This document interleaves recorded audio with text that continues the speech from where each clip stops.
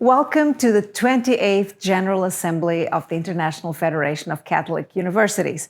In a few days, we shall be meeting in Guadalajara, Mexico, at the beautiful UNIVA campus to celebrate the diversity, the strength, the power, the intensity, and the drive of Catholic universities worldwide.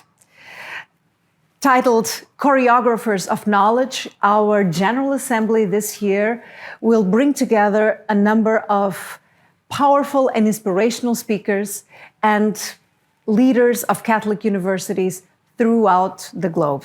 It is an occasion to share, to discuss, to create new coalitions, new platforms of knowledge in service to the Church and society. And this will also be the occasion to celebrate 100 years of IFCU.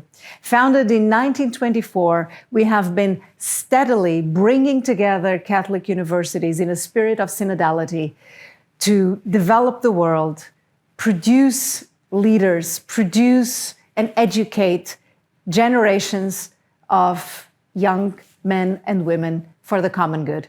Join us in Guadalajara. Viva Mexico!